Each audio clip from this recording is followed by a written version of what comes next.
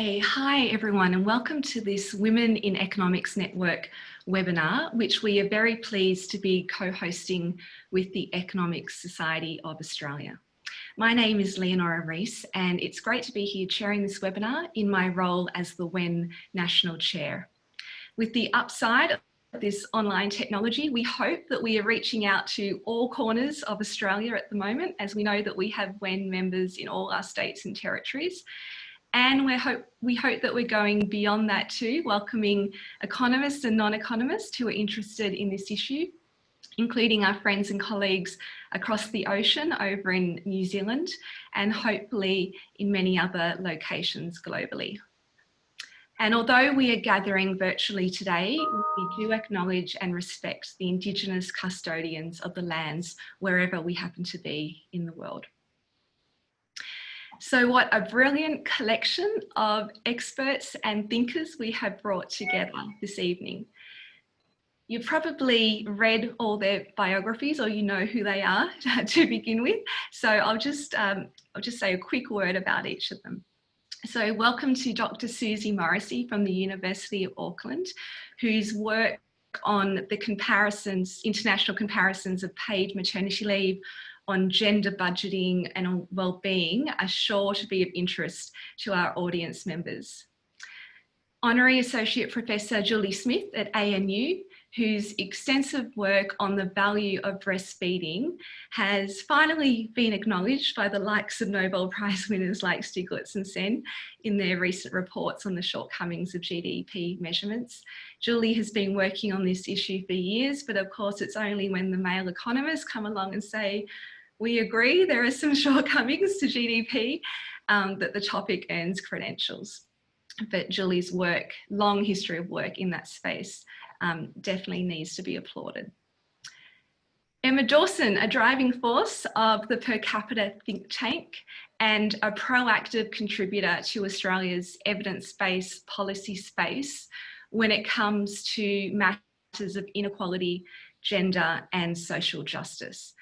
And Per Capita's report from earlier this year, Measure for Measure, is sure to be an interesting read to our audience. And I know you've been putting out more policy statements in the recent weeks, too many to keep track of. And so people can view them on the Per Capita website. And Catherine Fox, award-winning journalist and author and long-time writer on women's workforce and gender equality issues. Catherine's book, Stop Fixing Women, which spells out the case for changing the system, not trying to fix women, is a must-have for the bookshelf. And her more recent book, Womankind, is an uplifting sparkle of joy if you are looking for something positive to read during these slightly less than joyful times. And so with that introduction, I've given you a wonderful list of recommended reading to help you get through these next few weeks of the pandemic lockdown, so to speak. Also, would like to thank Christine Williams, who is our Queensland WEN Chair, and Di Litherland, our admin support, for all the work that they're doing behind the scenes leading up to this event. And they're there behind the scenes at the moment, making this possible, so thank you. Now, throughout this webinar, we'd love to hear your questions to the panel, and we ask that you send in your questions via the Q&A button rather than the chat function. So you'll see the Q&A section. Please ensure that your name is clear from your Zoom login, and if you can, also let us know your affiliation and where you're tuning in from. And later on, we'll be putting some time towards sharing those questions with the panelists. So let's dive into this topic. The pandemic has obviously shone a spotlight on the essential importance of care work, despite it being low paid, or in many cases unpaid, and ultimately undervalued. But we didn't need a pandemic to tell us that we had this problem. It's an issue that many of us have long been aware of, trying to raise greater awareness about and trying to activate change. But as with many other fault lines in our society, it's the pandemic that has amplified these cracks, these inequities and these biases. So we probably would have had a webinar on this topic regardless of the pandemic, but the pandemic has now given us this chance to really interrogate some big questions. Will the pandemic trigger a reevaluation of the value of care in a meaningful, tangible way? Is it a chance to make long-lasting change? Or is this quest to return to normal, a push to return to how things were for the benefit of those who did well in the old system, but not realising our capacity to make the system potentially more equitable? I'd like to mention one quick thing. Throughout all of this conversation, we would generally talk in terms of men's and women's work and life experiences, and much of this distinction about men and women is based on data that reflects average measures of the population, and we definitely acknowledge it doesn't typify every individual or every household, and we certainly also acknowledge individuals who do not identify with this binary definition of gender as well. So we have economists here. We're sure to have many economists tuning in at the moment, and so we really want to add an economic lens to this discussion. So let's look at the economic measurements. And my question is really, is economics helping or hindering at the moment? Because the statistics are reporting that we have an official decline in economic activity measured by GDP, gross domestic product, and job losses in the formal labour market. But at the same time, if you think about what's happening in Australian households, the dining room has become the school desk. There's still cooking and cleaning and washing to be done. In fact, even more so because we can't outsource this type of work as much as we regularly would. So Susie, we can throw to you first, please. What do we need to know about these conventional GDP measurements of economic activity? How should we be interpreting this, especially during this time? Thanks, Leonora. Kia ora koutou katoa. Yeah, so let's start with a little GDP recap. As you say, many of us will know, but it's worth just spelling out that that GDP is the measure of economic activity so long as that economic activity takes place in the market. So it's goods and services that are for money. So that includes grocery shopping, mining, forestry, the sale of weapons in some countries. But it doesn't include growing your own veg, volunteering. So in a COVID world, as you say, we're including some things. So the value of all of those cleaning products that we're all buying now, but excludes all of that home baking. And let's face it, we've all been doing plenty of that. There's also no write-down for any of the negatives. So, you know, externalities, as some of us might refer to them. So destruction of ecosystems, loss of native species, anything like that. So GDP is this measure of, I would have to say, some things that go on, and it does not measure, as you've indicated, Leonora, some very positive things that go on. And it also doesn't measure the impact of some of the negative activities that we undertake as a society. So that's kind of, that's GDP, and that's why we think about it so much. We look at GDP all the time. It's a stat that we always refer to, but it, as I would suggest, is probably not telling the whole picture there. When we think about the unpaid work that goes on, and that can be any kind of work, so that might be domestic work or care work, I think it's worth just taking a quick moment as well to have a think about some stats. How much is the unpaid economy worth in compared to what we talk about as GDP? So I'll just give you a couple of numbers. OECD looked at this about 10 years ago and thought that unpaid work probably represented between 20 to 50% of the GDP of its member countries. Most of you are in Australia, so let's have a quick look at Australia figures. Australia, we've got a 2017 report that looked at unpaid childcare, just unpaid childcare. So that's only a small part of unpaid work, saying that that's 3 times bigger than your largest industry, financial and insurance services, 3 times larger. So we're talking about clearly a significant amount of money if you were to monetize it. And that's a whole separate conversation, which I don't think we're going to start today, but we can if you want in Q&A, whether actually monetizing unpaid work so that you can make a comparison like that, whether that's useful or not, because there are a number of pitfalls there. But nevertheless, we know instinctively, and we know from a bit of those numbers, that we're talking about a lot of things going on that we're not normally talking about when we talk about GDP.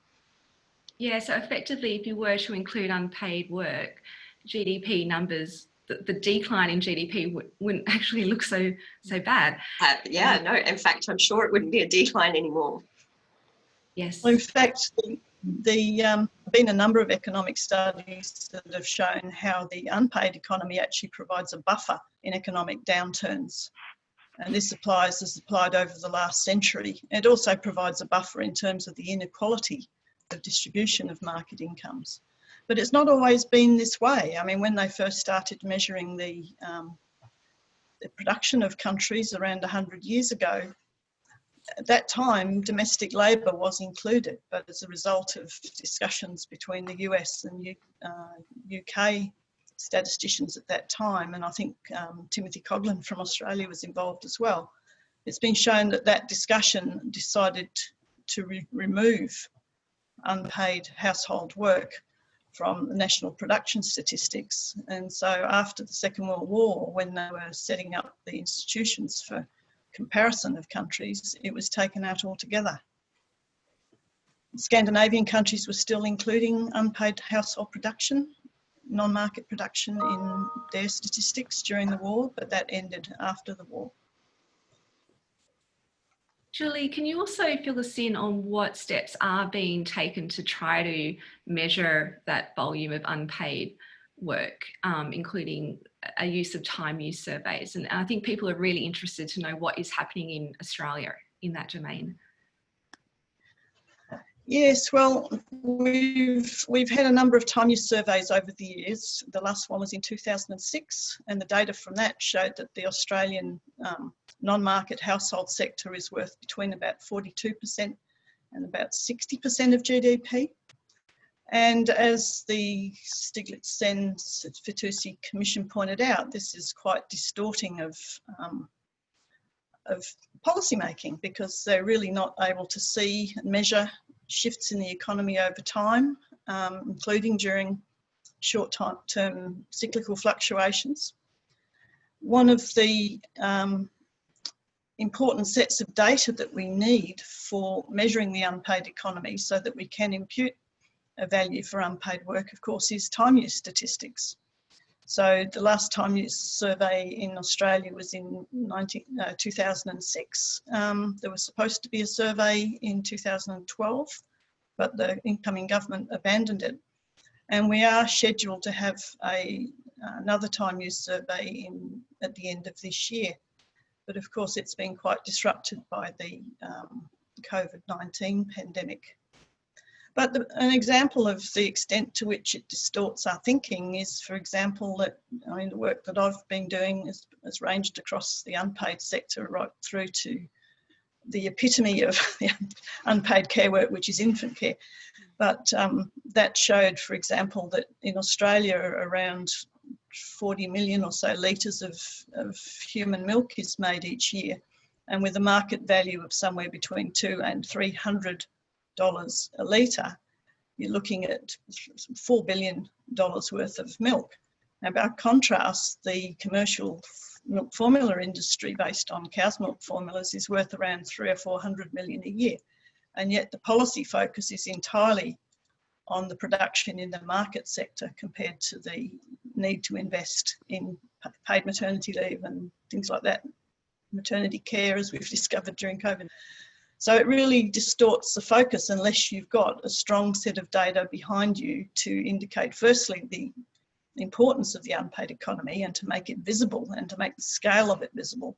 And secondly, to understand the detailed nuances of how that work is shared, how it's changing, and help develop the policies to arrange that both more efficiently in terms of resourcing it and more equitably in terms of social equity across different income groups and across different gender, men and women.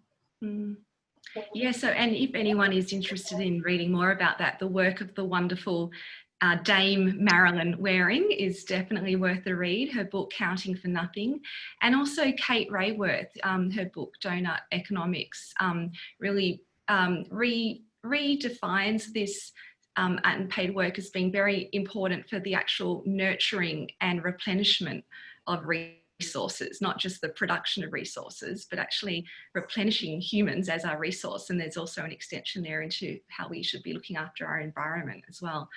So I would recommend those authors, who have also recently produced some great online TED Talks, I think, as well. That's worth having a look at.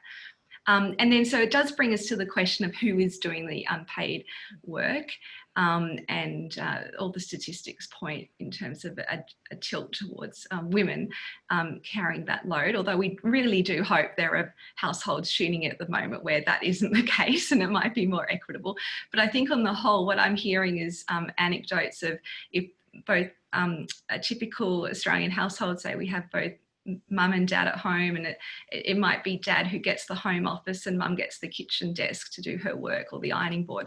So we are sort of reverting back to some of those the male breadwinner, female caregiver roles, even in those very isolated incidences.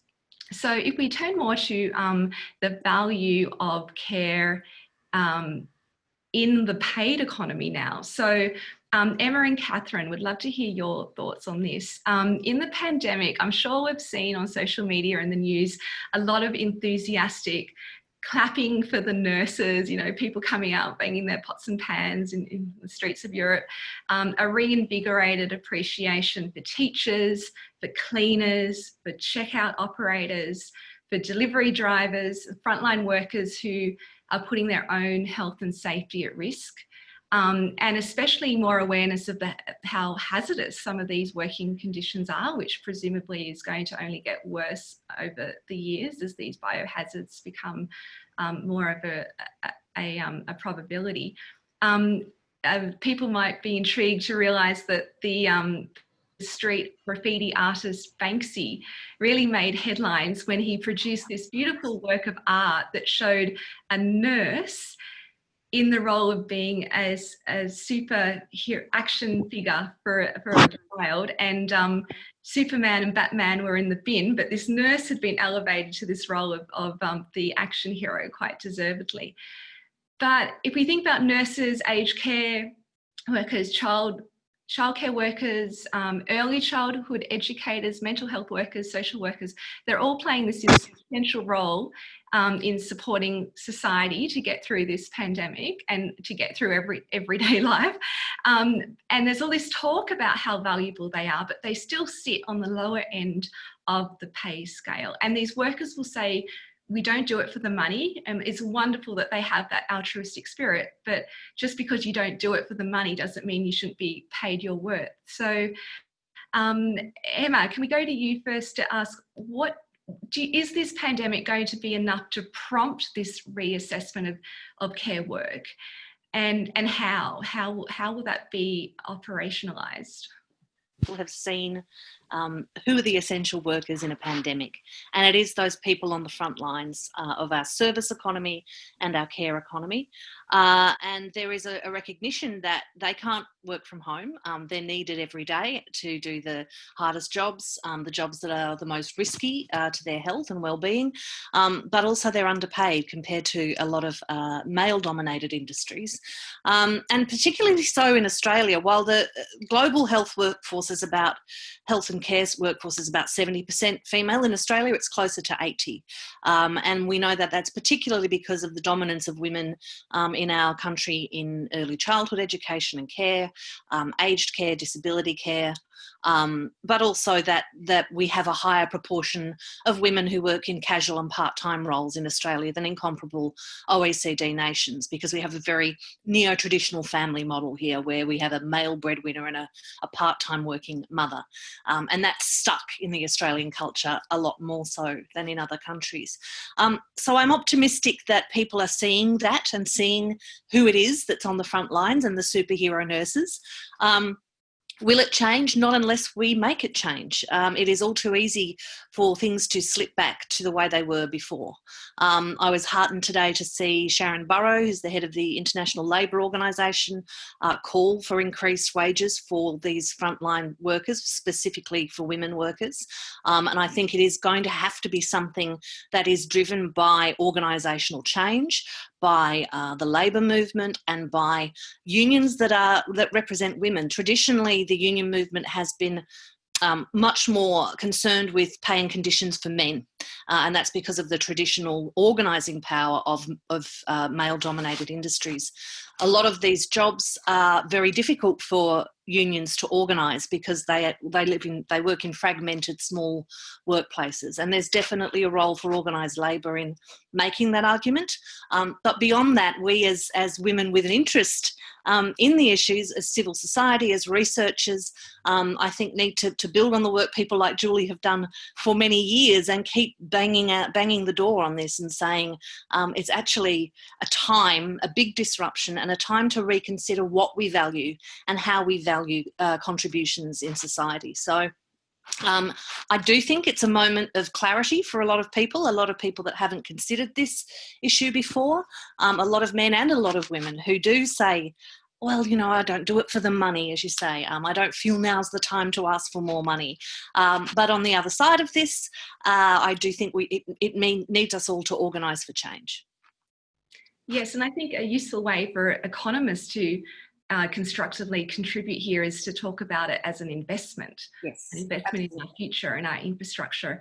Also, I make the note that in the US, I noticed they're talking about hazard pay.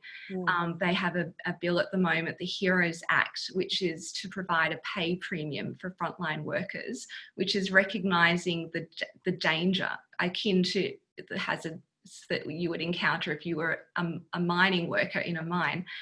And so I think that adds another dimension. I also wonder if maybe we should instead be focusing more on the industries that are earning so much and really interrogating them to ask, well, who was more valuable during this pandemic?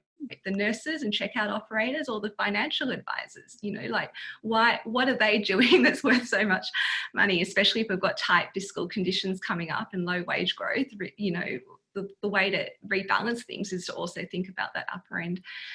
Catherine, do you have any thoughts on where that discussion should go? Do you get a sense that the business world is ready to have that conversation? Have they been ignited in any way to really change? Always have thoughts, Leonora, yes. I'm not sure that I'd say they've been ignited, but I do think, as a long-time business journalist and observer, of course, of gender and work, I do think it's always necessity that moves businesses, and that's when we first got any form of paid parenting leave in this country, Westpac and other organisations came on board, with a lot of women leading the charge, I have to say, and indeed with the same with the National Paid Parenting Leave Scheme. I think that the problem, of course, I think the intention has been very genuine to go out and applaud the NHS and the health workers in this country and so on. And I agree with everyone and Emma that, that's really good to see. And I hope that visibility actually does translate into something else. But I think for that to happen, we have to uncouple very strong stereotypes around women being better at caring and therefore, you mentioned that, I don't need to be paid for that. It's a labour of love.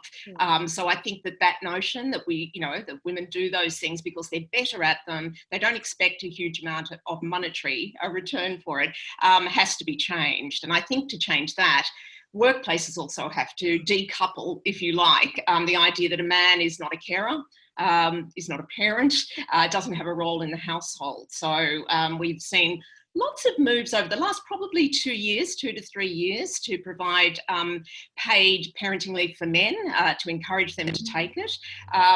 But it's been incredibly slow and difficult. So some organisations say we've had a few, but very few. So there are penalties for men who break out of the stereotype, and we do indeed have a very embedded primary male primary breadwinner model in this country. So I think for that to change, we do have to shift that. And then on top of that, truly value the work that these people do, and say, you know, it's not peripheral, it's not tangential, it shouldn't be done just for love. It has a real important economic value, and we're seeing that at the moment. So I'm not pessimistic about that, but I think it will have to go a lot further. And I think a few of those ideas, those norms are being challenged at the moment. And I think that's fantastic. And just quickly to finish up, one of the other things I've noticed and been, I haven't seen as many women as I would have liked on the national stage in Australia dealing with this pandemic. Nonetheless, in our states, it's been really interesting, hasn't it, to see the chief medical officers. A number of them are women, and they've been quite prominent and quite outspoken. So we are actually seeing women stepping up in very senior medical roles, and that's something that's fantastic and is breaking some stereotypes as well. Yes, I think it's inevitable that in the background of all of this are these gender stereotypes sort of bubbling away, and a parallel conversation needs to be, how do we make it more acceptable and more encouraging for men to take a care role, whether that's paid or unpaid? You're exactly right. There are a whole lot of unconscious biases and impediments to that too. Pretty conscious ones too. Unconscious, yeah. I think the whole unconscious bias thing possibly went a little too far. I think some of this stuff is actually, it's not evil, it's not even necessarily always intent, but it is very overt for a lot of us in this country in particular. We have very embedded female and male stereotypes. Yeah. No, some policies are very definitive in that that's for the primary carer and that's not. And yes, the composition of our COVID task force is an interesting gender balance. And I do recall reading something about how people tend to put more faith in female leaders when it's a health issue. So maybe that's a gender stereotype that's bizarrely working in favour of females in the pandemic circumstance. I'll also flag the point that in a few weeks' time we are planning on hosting another webinar on the topic of leadership during a crisis, which will have a gender element to it as well. But some great points there, Catherine. And I think that's a really nice segue to also think about, well, what is changing in workplaces? So family-friendly workplaces. Obviously, many professional workers now have the capability to work flexible hours and to work from home, and childcare is being provided free. So this, on paper, seems like a dream wish list for many workers coming true. So is there something we're missing here? So Catherine, just to continue those conversation points, do you think this move to working from home is it a breakthrough for professional women? Are you optimistic or are you skeptical about that? Well, a little of both, Leonora. I'm hedging my bets a little bit. I think in the short term, and for some of the reasons already discussed, we've seen probably under crisis conditions a bit of a reversion to very traditional domestic division of labour. So we've already discussed that, prioritising, I'm the primary breadwinner, I get the study, you get the dining room table. Who does the home education role, which of course is enormously pressured for so many people. By the way, the New York Times ran a survey about 2 or 3 weeks back, and they asked men and women who was doing the bulk of that role, and about 50% of the men said they were doing most of it. Only 3% of women agreed with that. So I think it's fair to say that at the moment, the onus is still sitting very much in a very traditional way on women's shoulders. And that's certainly what I've been hearing. On the other hand, what's happening with jobs, and goodness, I'm not wishing job losses on anyone, but I think with hours contracting, you may find that classic full-time, part-time reflection of the male breadwinner structure in Australia may well break down. You may find that 2 earners in the household are working reduced hours. So some of that prioritising of one job over the other may well change, may shift a bit. Whether that means the male breadwinner then steps into the housework role is another thing. And there's some very interesting research, as you know, outside of a pandemic, showing that it's often very difficult, even when a man's unemployed and has a female partner who's working full-time. often she still is doing the bulk of the housework. So I wouldn't say it's going to be miraculous, but the good thing about this, Leonora, I think, is challenging the idea, which was an informal one, but very widespread, that working from home or working flexibly was not productive and was not efficient. And I think we are seeing that challenged very seriously and eroded right at the moment. And we're also seeing a whole lot of things we've talked about for years, like telehealth, actually taking off. So there's some really interesting stuff happening around the way we do jobs that could be really positive. In the short term, my anecdotal evidence is that unfortunately the onus has been on women.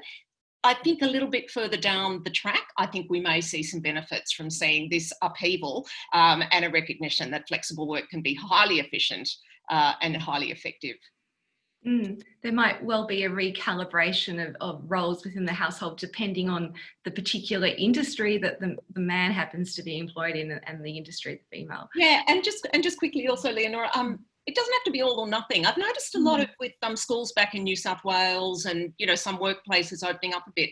Clearly, you don't have to trade a full working week, whatever that might be for you, entirely to go back into the office or not. I think that the blending of a capacity to work flexibly, whether that's from home or in some other way, and then work in a workplace is where I think we're going to have to head that way. People can't get on public transport.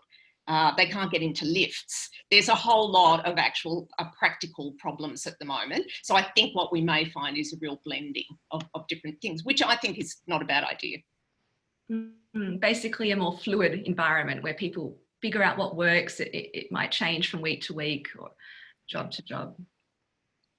Nora, can I say here that just a little bit more pessimistic than that, because if you look at the 1918-19 Spanish flu pandemic in Australia, the classic history by McQueen talks about the nurses and how tough things were for the nurses, some of whom had to move out of their own home. This sounds familiar.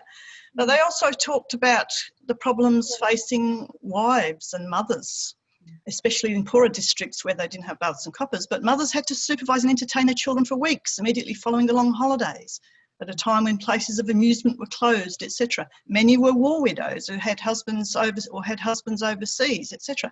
So I don't think we can just cruise on the optimism that things will change. Things will only change if we advocate and pressure for change, because if it wasn't going to happen during the Spanish pandemic, when something like 500 million people died worldwide, and more people died in the pandemic in Australia than died in the whole of World War I. So unless pressure is exerted, I don't think we can assume that things will change. I think, if I can jump in there, I think I agree with both of you to some extent, and I think that's a really good example, Julie. Of course, the difference today is that we had a lot more women in the labour force to begin with. But to back up Catherine's anecdotal evidence about where the burden's falling at the moment, the latest labour force data figures in Australia seem to bear that out. So there's been a more than 50% more women withdrawing or detaching entirely from the labour market, so stopping even looking for work during the pandemic. And across the board, while men have reduced their working hours by about 7.5%, women have reduced theirs by about 11.5%. So it does seem that even though we have, women in the workforce now, in the labour force now compared to 100 years ago, that they are the ones stepping back and saying, okay, I have to choose to be a mum. There was a devastating article in some American magazine the other day about a woman who had started her own business. She had 13 employees. She was trying to keep it going. But after 3 days, her stay-at-home, already working from home, unemployed, supposedly full-time carer husband said, I can't do this on my own. I can't care for our 3-year-old on my own. And so she had to shut her business down. 13 people lost their jobs because that guy couldn't look after his son. Sorry to sound cynical, but I do think there is data coming out of the labour force data showing that is likely. And unless we do push for change, and that goes back to some of the other things Catherine was saying about changing that idea about who can care for children, encouraging policies that make make it more possible for men to care for children and to take time out and to normalise that and not have it be a woman's issue anymore, then it's all too easy to slip back into those patterns, because women themselves say, oh, this is all too hard, someone's got to look after the kids, I'll make the sacrifice. So we actually need to make it really, really tough for them not to make that sacrifice. Can I jump in there as well?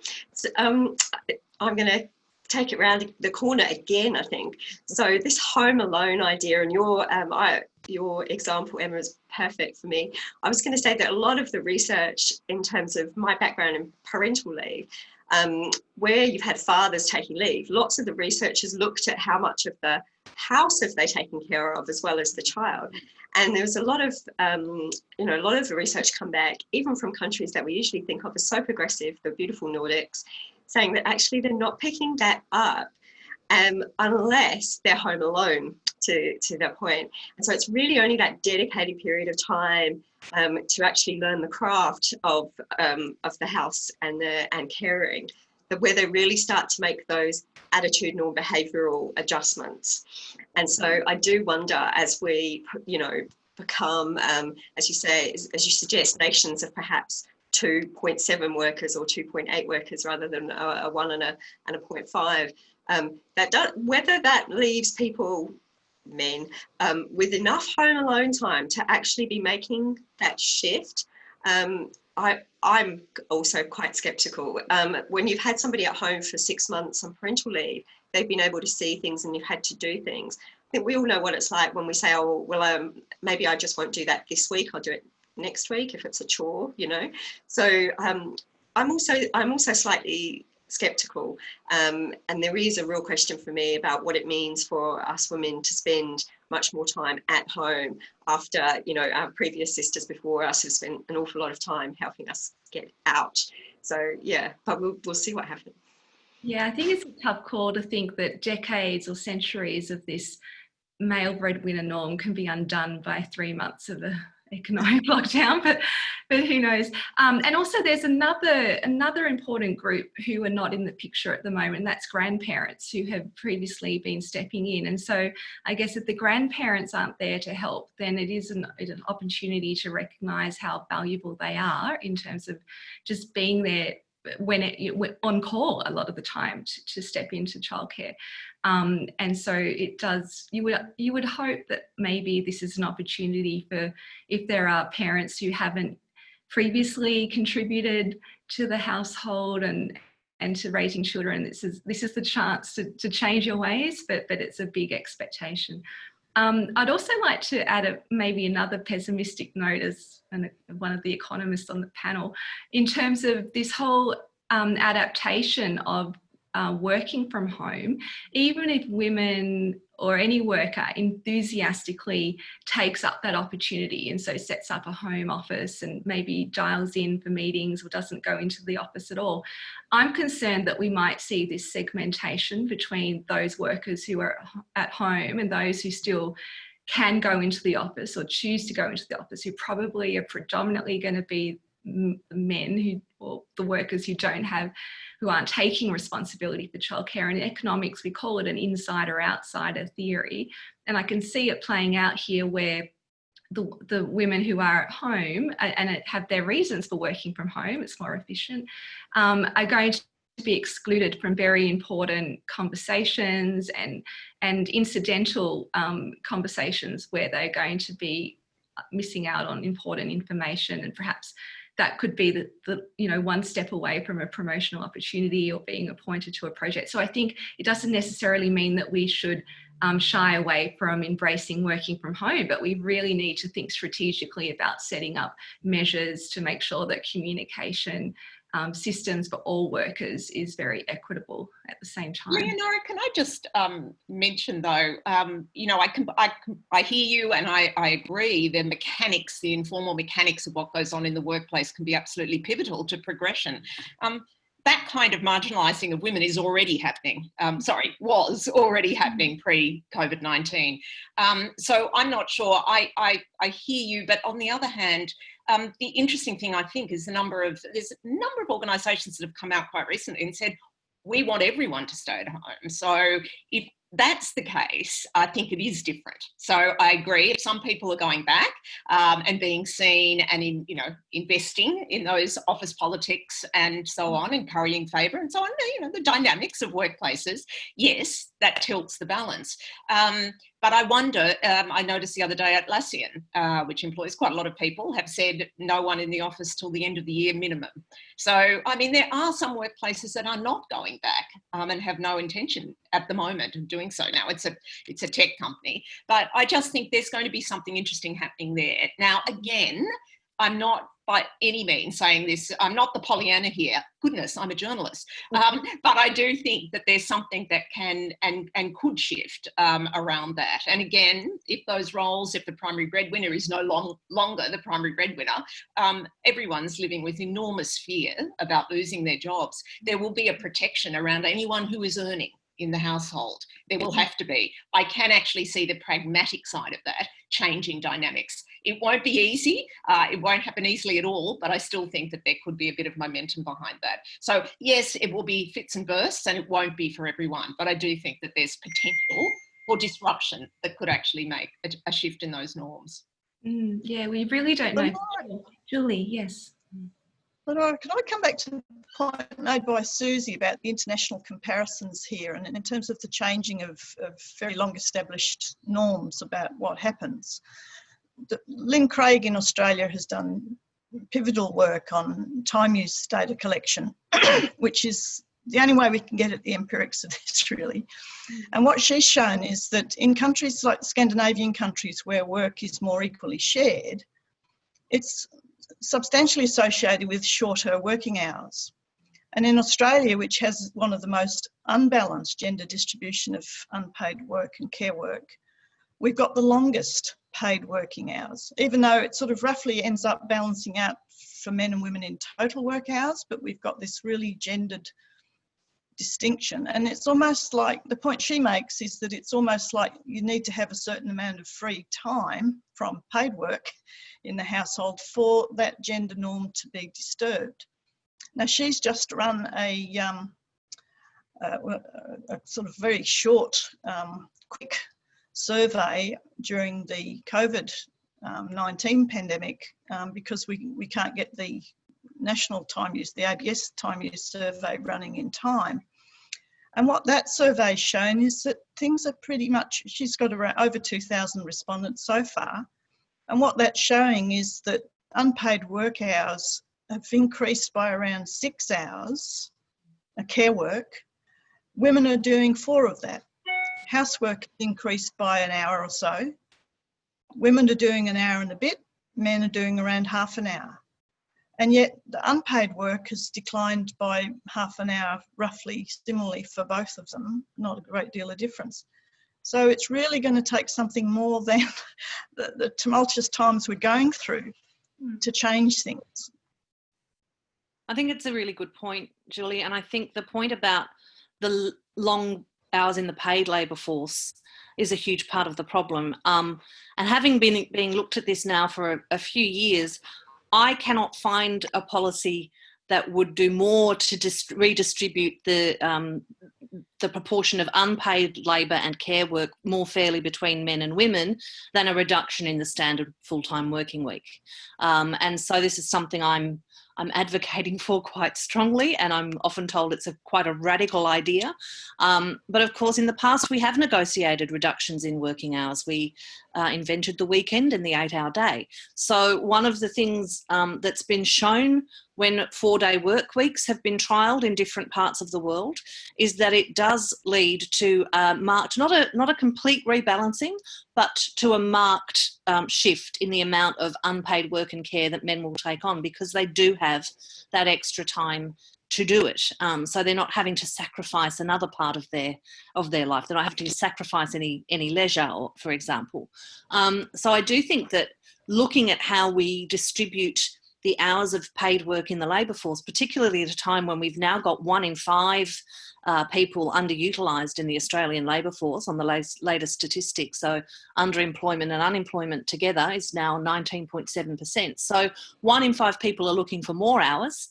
And then there's still a lot of people that are working very, very long hours and are unable to manage that kind of work-life balance, as it was called throughout the 80s and 90s. So I think looking at a shorter standard full-time week, and I'm not talking about dropping from 5 days to 4 overnight, but a gradual reduction in that could see a rebalancing in the home. Susie, this makes sense to throw to you, because it seems to be more talk about a 4-day week in New Zealand, more so than here. What are your takes on that? Yeah, well, we've had the Perpetual Guardian undertook a 4-day-a-week trial at the end of, I think it was at the end of 2018, and they decided their conclusions after they conducted the trial. So it's a 4-day week, not extended hours, just a classic 4 days with the 5th day off. And they said that they were that their staff were even more productive than, so not that there was a decline, but they were in fact more productive, more focused, and extremely happy with it. So they've now switched. So the trial became a reality, and they're now doing a 4-day week. So you might have seen that the New Zealand Prime Minister was asked about that this week as well, and responded that that's something for people to think about. Her response was that there was something for individual organisations to consider whether that was right for them, and that's certainly one approach, and that's certainly an approach that makes sense as a response from a Labor Prime Minister. But of course, there is also the potential to legislate for that type of thing, for hours. Challenging, of course, but not impossible if that was the desire. So yeah, so there's definitely evidence out there that people can be more productive, happier, by working a 4-day week, and we may well see more of that. There's actually a lot of evidence to show that people aren't productive for anything like 8 hours a day. And I think most employers know that, most workers themselves know that. And what we have seen over these last few weeks is a lot of businesses experiencing a productivity boost because people are able to, they're not commuting, they're not having to juggle so much between work and home. I know my own organisation, we've got a team of 6 per capita. We've all been working at home for 10 weeks and we've never been more productive. And so it's about, as I spoke to ABC Radio about the 4-day week on the weekend, the critical thing is re-educating the business studies and managers to assess people on output and productivity rather than on hours. So Andrew Barnes from Perpetual Guardian has said himself, if he'd seen a drop in productivity, then wages would have gone down accordingly, but he didn't. And so he's getting the same amount of productivity and profit through his business, and that's the critical thing. You're paying people for what they contribute to your business rather than the hours they sit at a desk, and that's a big mental shift people will have to make. Yes, I think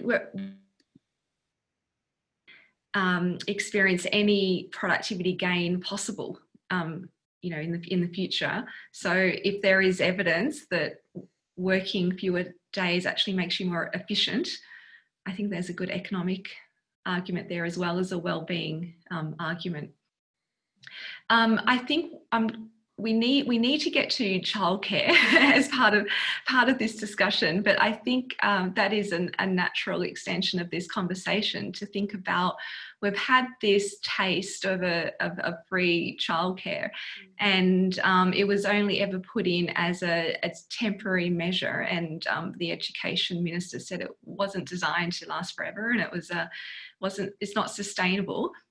Was basically there to keep the sector afloat, so that when we switch when the economy switches on again, it hasn't collapsed.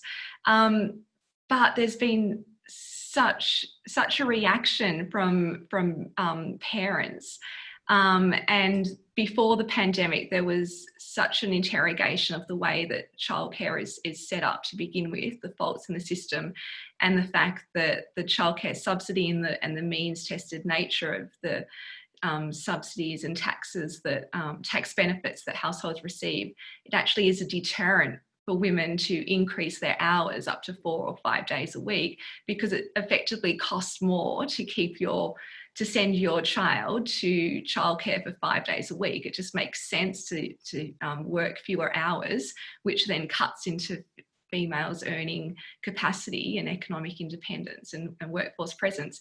Emma, I know you've been working quite hard on articulating a way to reconfigure this system in a meaningful and proactive way. What model would you be proposing? Well, it's not an incremental change, Leonora. I think one of the really striking things for me was when businesses were shut down. So we saw obvious impact on retail, on hospitality, on tourism, because effectively those activities were stopped. Childcare was not stopped, and it became perhaps more important than ever for a lot of workers. And yet it was the first essential sector to need a government bailout. So even though those centres were still operating and they still had children coming in needing care, the system was so finely balanced that after 2 or 3 weeks it was in crisis. The bailout that the government has offered, as you said, is really designed to prop up the current system as long as possible, in the hope that once people go back to work and kids go back to school, it will just return to business as usual. But I think what it did was expose the real weaknesses in this model that we have of childcare in Australia at the moment anyway. And a big part of the problem is the for-profit nature of a lot of those services. And we see the same problem in aged care. So my personal view is that care services should be non-profit, and therefore any subsidies, government contributions, and we put significant government money into both early childhood education and care and aged care, and yet prices keep going up. The reforms that the government introduced a couple of years ago have already been wiped out by price increases. Not much of those price increases is going to worker salaries in the sector either. So you kind of, to me, it's a real instance of a market failure in the way that the system is currently designed. We have a mix of some publicly provided through local council services, some non-profit groups such as Good Start Early Learning, and then for-profit providers. And it's a similar mix in the aged care sector. And it seems to me to be demonstrated now that it's not working. It's not working for the early childhood educators, it's not working for women and families, and it's not working for kids, because so many children, particularly under the recent changes, it's those children from low socioeconomic backgrounds in particular, whose mothers aren't in the workforce full time, who are not accessing sufficient amount of provided early childhood education. So I think we need to go back to first principles and say, what is the early childhood system, education and care system for? It's always been treated in Australia as a women's workforce participation measure, and that's an important part of it. But it's also a really fundamental part of our education system. And we know that the best thing we can do to give all children the opportunity to fulfil their potential is to intervene early in their life and provide structured learning from the age of 3. And it's not about teaching them to read and write, it's play-based learning, but it's a really strong intervention in setting them up for their future life chances. So I think one of the things we need to think about seriously is, if nobody that's engaged with the childcare sector is happy, and that now includes the people running the for-profit centres and making a profit off it, can we return to first principles and design a system that will ensure that children get the education and care that they need, and that it's no longer seen as a woman's issue in that, well, is it 3 days or 4 days? Is it worth my time going to work? You know, that question of, well, let's compare it to family and household income, and that requires us to change some of our tax settings as well. Yeah, do other panellists want to comment on childcare? I'd like to just take that discussion a little bit the other way and say, well, we now understand a lot more about the educational role of childcare services, but after COVID, we also understand about the childcare role of education services. So for those primary school children that were not allowed to be wandering around the streets, it's become pretty evident that there's an essential childcare role there. And the thing that strikes me, both childcare, education, elder care and aged care, is that all of those workers are expected to be in the front line in the sense of frontline risk from COVID. And normally when in labour economics, when we talk about wage setting, that includes risk. In fact, the way that we calculate the value of a life saved or a life lost is basically in what wage premiums are for people who are working in dangerous industries. And at the moment, if your focus was on risk to your health from being out there at work, it would have to be childcare workers, teachers and aged care workers. So I'm waiting for parliamentarians in this country to step up with a bill such as Elizabeth Warren brought forward in the United States, which is a wage premium for all those essential workers, because I think this is the perfect time to put that in place, even as a temporary measure. And then we'll see what happens to the market from that once we discover who we cannot afford to let stay at home.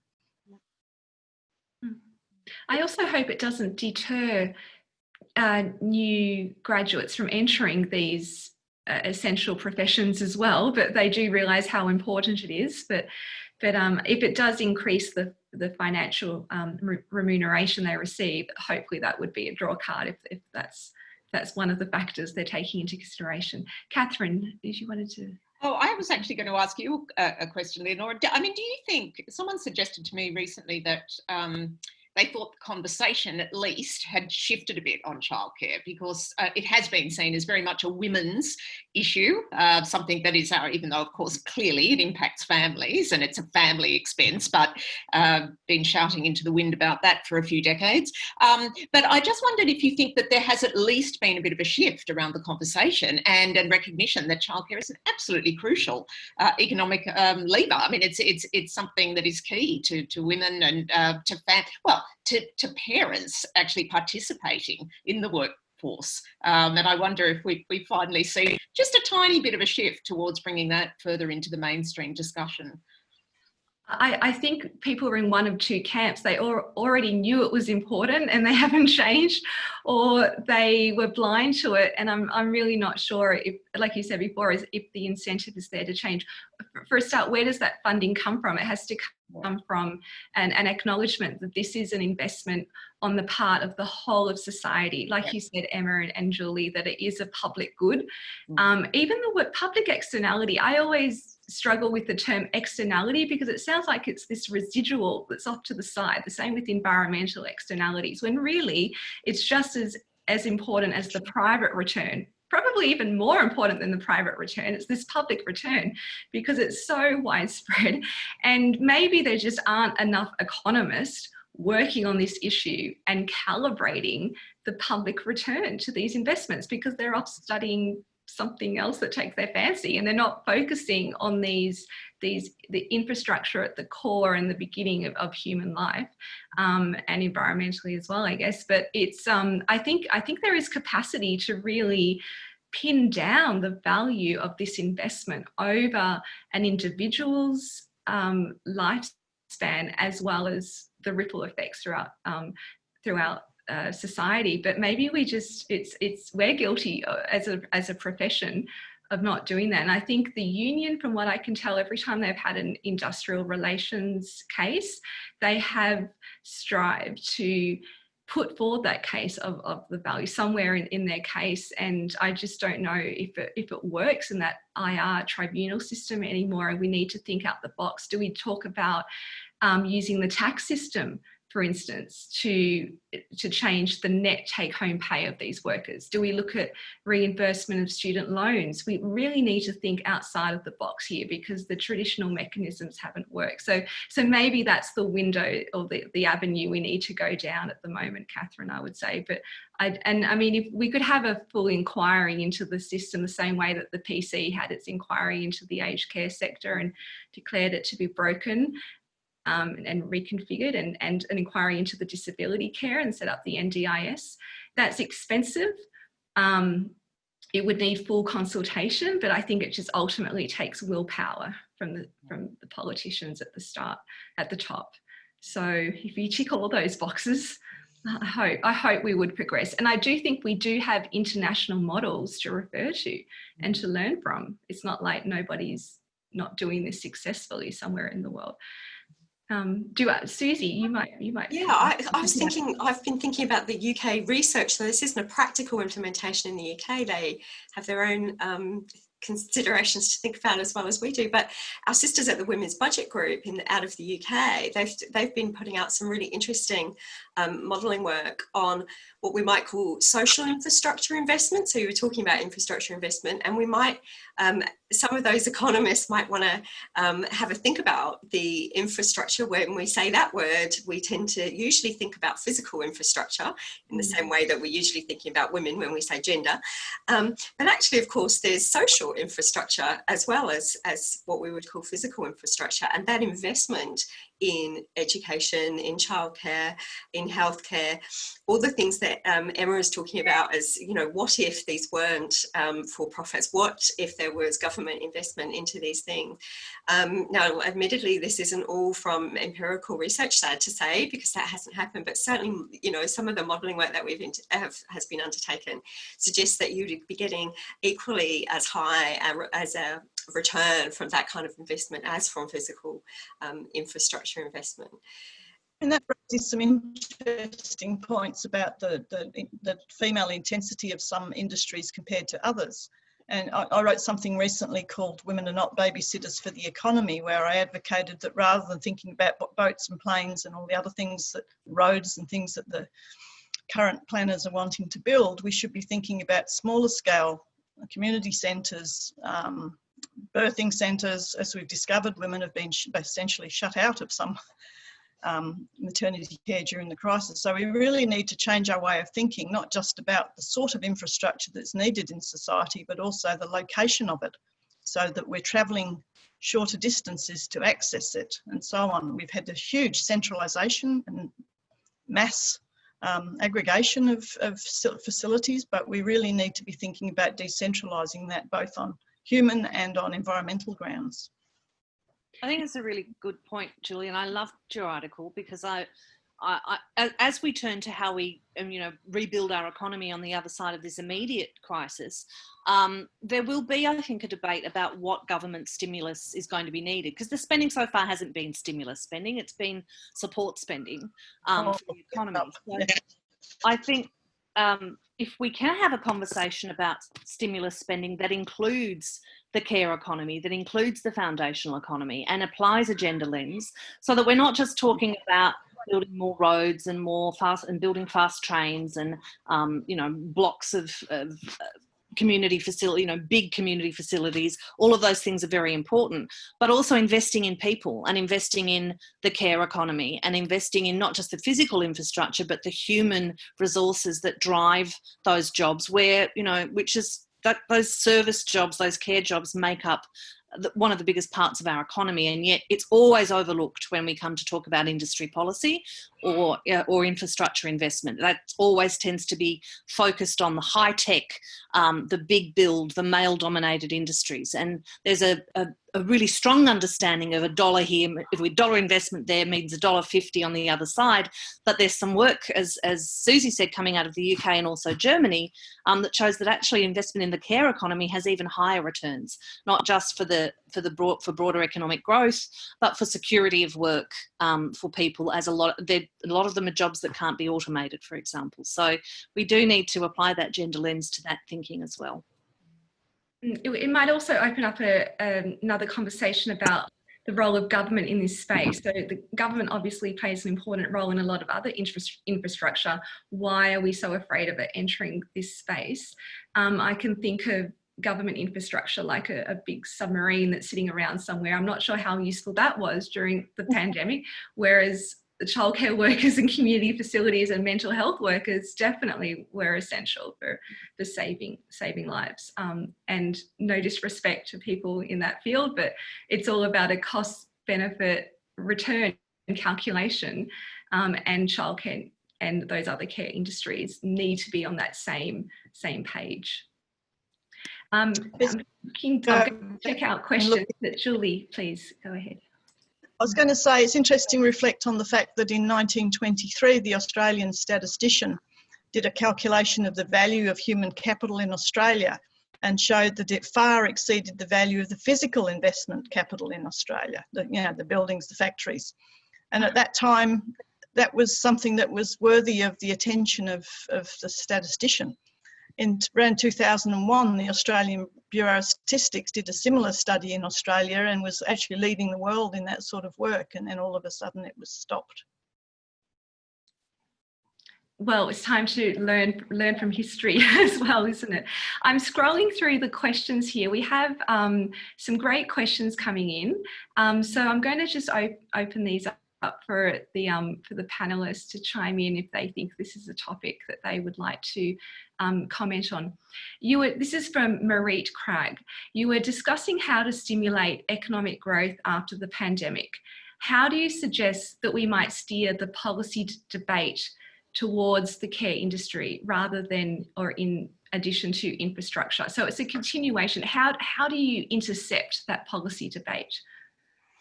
Well, we're trying to do it now to an extent. I think we need, it's about building a movement of people having the same conversations. And I've actually been quite heartened by the amount of interest there's been in these issues over recent weeks and the amount of media attention that it's starting to get. And that starts to shift the public conversation. As someone from a think tank, what is a think tank? What's the purpose of a think tank? That we can't do any research that academics and universities can't do and can't do it nearly so well. And we're also not lobbyists, and there's plenty of lobbyists to lobby for business. I see our role as the most important role we can do is shift the public narrative. And until the public narrative shifts, the politicians don't follow, right? They tend to go where the votes are. So it's about really broadening that conversation and getting people to understand what they instinctively know, which is the people they rely on a lot more, that they rely a lot more on the care worker than they do on the submarine, and putting that into words for them, making it easily understandable. But then also taking it up to every policy forum, every public inquiry, every time there is a discussion of these things, we must be front and centre, not only with the stories and the arguments and the storytelling that cuts through, but with that hard data that Susie and Julie are referring to, that shows the benefit of this and shows the benefit across the board. And of course, the other thing is that we need more female decision makers with life experience that are making these decisions. So we actually, the Measure for Measure report that we put out in April showed Australia falling really far behind on global terms in terms of women's representation in leadership and in politics over the last half decade in particular. And one thing that's really interesting to me is we have now had a female prime minister. Have we had a female treasurer? We had a female finance minister in Penny Wong, but that was quite a short-lived thing. So those key portfolios that are held and are seen as the men's portfolios, and you referred earlier to people like women leaders when it's a health crisis, but not when it's an economic crisis.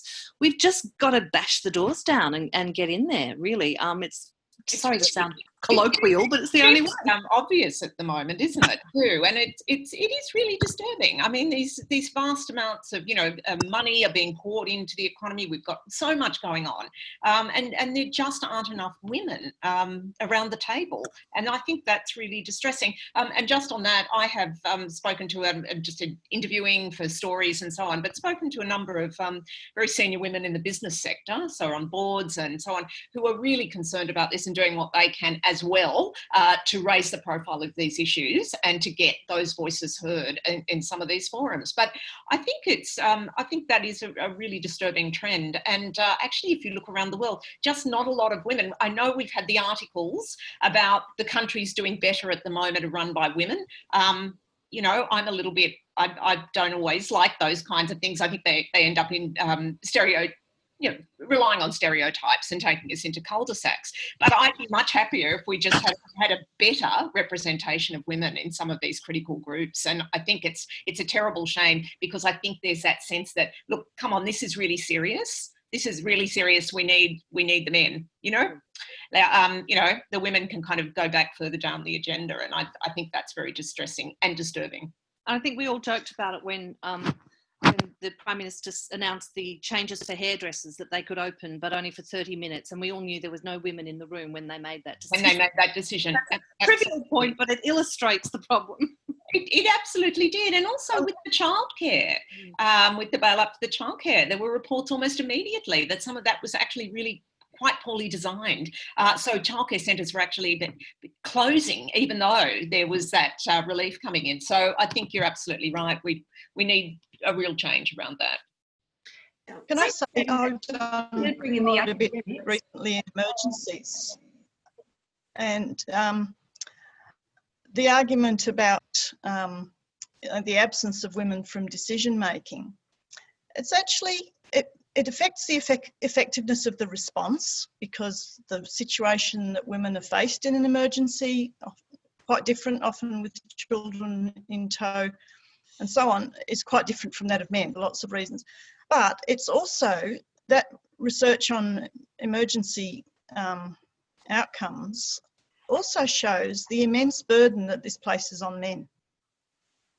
The rate of breakdown of men after the bushfire emergency, for example, they were put in positions that they felt they needed to stay and fight the fire, even though that was not their preferred option, for example. So the idea that we, in an emergency, it's too important to involve women, that's bad for men as well as for women. It's not just about equity, it's about getting results. And when you exclude women, you don't get good results. Yeah, I think that speaks to the whole, diversity conversation that we've been having for a while, right? That there's no point having a group of similarly minded people in a room making a decision. You're probably going to get the same decision that group has always made. So whether that's from a gender perspective or an ethnicity perspective or a socioeconomic background perspective, I think we're all comfortable now that actually what's really beneficial is getting that diversity of thought.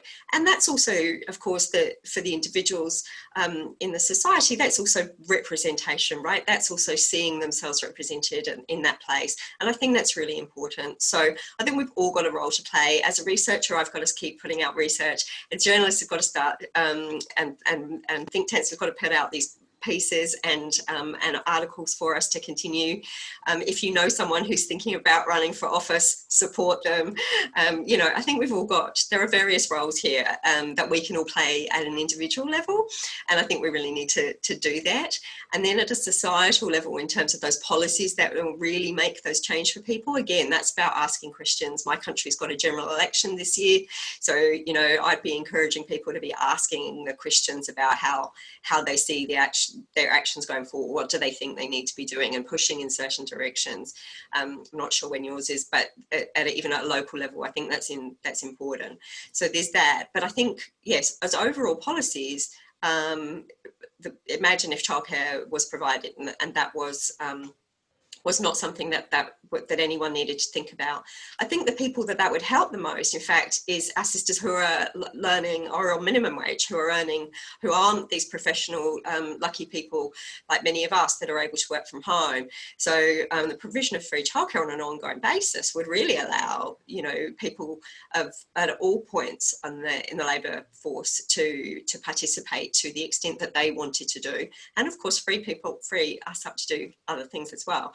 Let's not forget. So yeah, roles for everyone here.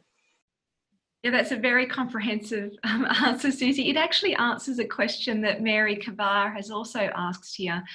Working from home 4-day weeks with higher productivity are options that are usually available to high wage professional workers. So there's a big chunk of the workforce who don't have that option available to them.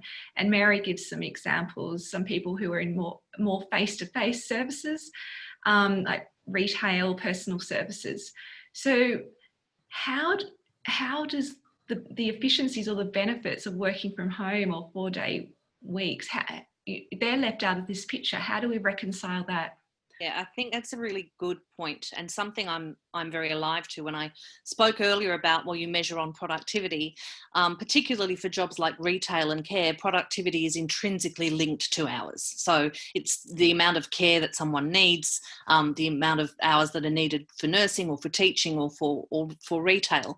And this is where it gets, this is where we run into the great debate over the split of productivity going to profit versus labour, because really the only only answer there is to reduce the full-time working week for all workers, which means you do need additional labour to meet those hours of service, 24/7 businesses or regular school hours. Now that already occurs. For example, my daughter's class, she has 2 teachers. One works 2 days a week, one works 3 days a week, but they're on much reduced incomes than they could be otherwise. So obviously each different sector is going to need a slightly different answer to how we reduce working hours. Because, and I noticed someone else linked to this, the critical thing is that you're receiving a more leisure time or more time for home duties without a commensurate drop in income. And so that might be more easily achievable for professional workplaces where you can maintain that productivity. But in a lot more of those service industries and face-to-face industries, it is going to require a reckoning between the amount of profit going to capital and the amount of profit going to labour.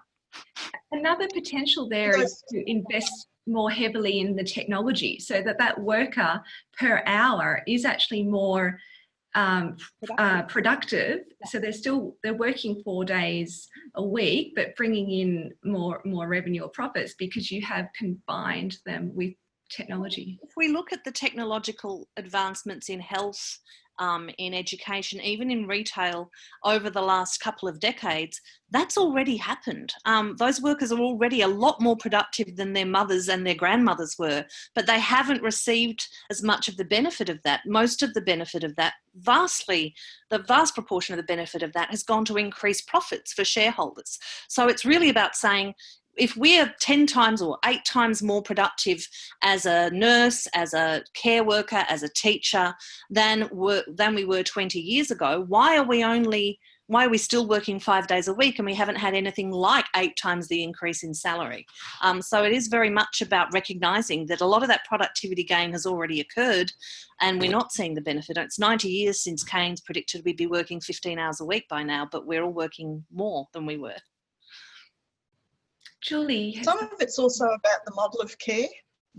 It's about the model of care as well. So, for example, in aged care, we invest heavily in centralising old people in nursing homes where they very quickly get very sick, whereas we have very tightly rationed palliative care subsidies delivered through state governments, for example. And so another example would be in education. A number of parents have decided they rather like homeschooling, but they don't want to do it full time.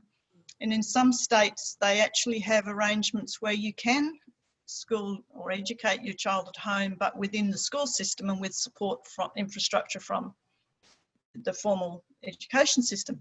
So we need to rethink some of these models and to think, well, it shouldn't just be about cost minimisation.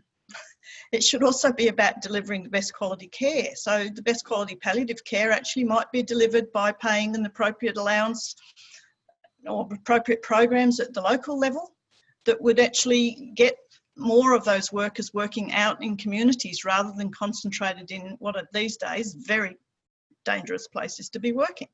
Same with schools, rather than concentrating large numbers of children, 30 or 40 kids in a classroom or a playground all at the same time, maybe it would be better if more of them were partly schooled by their parents with appropriate allowances and appropriate infrastructure support, and we had a smaller number of kids at school or in childcare.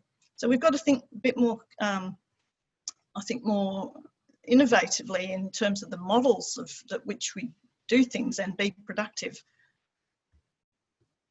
And this seems like the environment to do so for other reasons as well, with the pandemic really giving more reason to think more out of the box in models for business delivery as well. Susie or Catherine, would you like to add anything to that? I'm just really glad I don't have school-age children anymore. I really do. I just think it must be incredibly difficult. And it's just so interesting, just as an observation overall. For so many years when I was growing up, the idea of paid childcare was really a little bit out there, in the society I grew up in quite a while ago.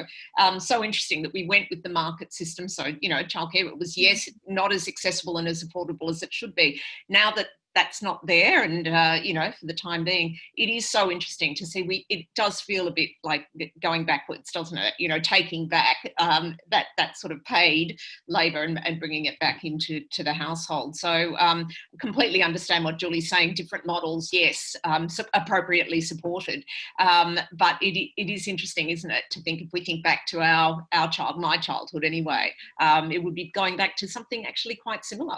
Yeah. Mm. Yeah, and I'm just thinking about the social wage. I mean, there's been a lot of discussion about UBI. I mean, the flip side of corollary with that, though, also is, you know, universal healthcare. And I don't feel completely qualified to discuss healthcare in Australia, but as a New Zealander, one thing I do know is that not many New Zealanders aren't entitled to healthcare, although they live and work in Australia. It's not necessarily a plug for just for Kiwis, but it's a lot in many countries around the world. Obviously, access to healthcare is not a universal right. So there'd be a lot to think about there in terms of making that service available. I would have thought it is a basic human right, and I'd be very supportive of that, of course, but just something to think about there in terms of, again, I'll come back to that social infrastructure investment that would bring you to that point. The basic income is, it's really challenging, isn't it, this one? You know, a fascinating concept, sounds great on many levels, but I can see pitfalls, and the pilot studies that we've heard about around the world haven't been you know, wholeheartedly supportive of them. I don't think Finland are running with their trial after their rolling it out after their original trial, and so yeah, it's a. And, you know, the economist, what is the incentive for people within that? What's tied up within that? Immensely challenging. The other thing I can bring to the UBI conversation, though, as a New Zealander, is, of course, we have a UBI in New Zealand. And you might all be thinking, she's going a little bit crazy there. But we have national superannuation for everyone over age 65, which is not means tested. So there are some eligibility requirements to do with residency, but basically no means or assets testing. So everyone over 65 gets New Zealand super, which is effectively a universal basic income. And so we can look at what's happened to that cohort of people, that increasingly size cohort of people, and see what they do. One thing we can say from that UBI experiment that's been going on for many years is that it does not mean that they don't take paid work, because of course many people over age 65 are still active in the labour market. So we can draw that from a close to home empirical research that's been going on for a while. But yes, that's probably a whole nother session, isn't it, Leonore? Well, yes, great to have these ideas. I do think it reflects this ultimate nexus that we are kind of reevaluating between the gains of market incentives versus that community orientation and that collective mindedness. You know, where do we sit? It depends on the issue. I'm even thinking bigger picture. What we are seeing is kind of a retreat from globalization and this, you know, the gains of trade are really, we're putting the brakes on that in some ways, and really going back to sort of old-fashioned tools of bartering, if you like. You know, the neighbour makes the sourdough and you make something else in exchange. So we are kind of just reassessing a lot of these interactions in the market at the moment and picking and deciding, you know, what do we need, what does work. There is a question here from Julie Riley, who I know is from the Women's Donors Network, and it brings up a really important role about the not-for-profit sector, talking about that community mindedness. And the question is, what role can philanthropy play in helping to drive change in key areas of childcare and women's workforce participation? I'm wondering if it's what role does philanthropy play in kind of reinvigorating our economy, perhaps more broadly. And Julie's other question is, how should they direct their funding to advocacy, research, women's leadership? So she's basically asking, you know, where should this money go? What would be the best use of it? And I think the Australian setting is quite different from the US system, where you rely so heavily on that, but there is a role for that in the Australian landscape as well. That's an open question. Does anyone have thoughts? Well, I feel duty bound to just quickly say I'm on the board of the Australian Women Donors Network, and Julie's absolutely right.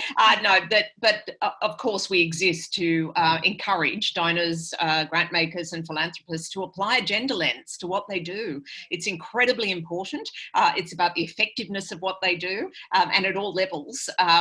From how girls from difficult backgrounds right through to women facing domestic violence and so on, how that works. And for those who are perhaps not as close to it, we do know, statistically speaking, that quite a small proportion of funding goes directly to causes supporting women and girls in this country, and it's the same in the US and elsewhere. So I think it's crying out for attention, but I should step back now. I will also declare that I know Julie quite well. Hi, Julie, and think you guys do amazing work at the Women's Donor Network. I think this is a really interesting question about the shift in how do we make change, and what's the role of philanthropy in making change? And yes, we are quite different than the US. We don't have nearly as big a philanthropic sector in the US, although arguably if everyone was like Victoria, we'd be a lot better, but that's parochial of me. An interesting thing that has happened in the US under the Trump regime, which is a lot of philanthropists that were previously putting money into urban development programs, into direct support for marginalised communities, education programs for young people from disadvantaged backgrounds, etc. Those programs which are run under federal legislation and federal structures, a lot of them have actually been shut down quietly over the last few years. And so those donations, they've seen, well, we've done all this work over 30 years and now it's gone because of a decision of the president, essentially. So there's been a shift among some of those bigger donors in the US to say, actually, we do need to fund advocacy and policy advocacy as well, because it doesn't matter how much money we throw at cleaning up the problem. If the policy settings are wrong, not only will the problems continue and we're constantly chasing our tail, but we risk having our good work undone. So I think without sounding too self-interested, because obviously we're a non-profit and we rely on donations to some extent, there is a role, I think, for philanthropy in changing the conversation and in investing in organisations that advocate for change, investing in research, but also investing in those frontline agencies that go up to Canberra and represent women that are fleeing domestic violence, that are in need of support to get back into the workforce, that are in need of childcare, that they think about how can I invest in a way that's going to make structural change rather than trying to be all things to all people and mop up, be a service deliverer for something that should really be a national responsibility.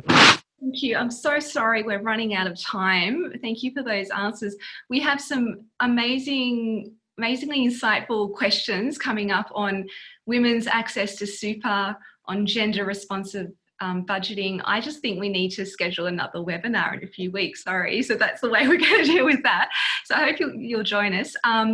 Thank you to our magnificent panelists for such an enlightening discussion. I hope we took the conversation further than what you've been hearing so far, and then we can keep pushing this conversation. We also know that maybe some of the topics that we've discussed this evening could be sensitive issues and could trigger anxiety. So we encourage you, if that's the case for you, to please reach out to support services that are available if you need them. We are looking forward to bringing you more webinar events like this.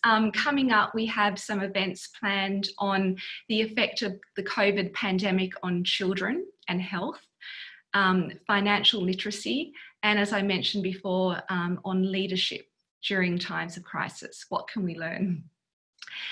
The ESA has a webinar coming up with Guy DeBell from the RBA.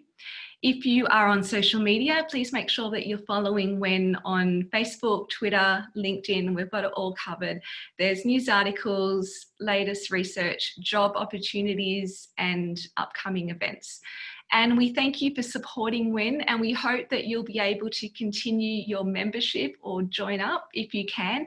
This enables us to keep bringing these activities to you, and it enables us to keep advocating for a higher representation of women in economics in Australia, which, as we've discussed, really is important for that diversity of viewpoints and for challenging mainstream decisions. So thank you, and to everyone, stay safe, stay healthy, and stay connected to us. Thank you.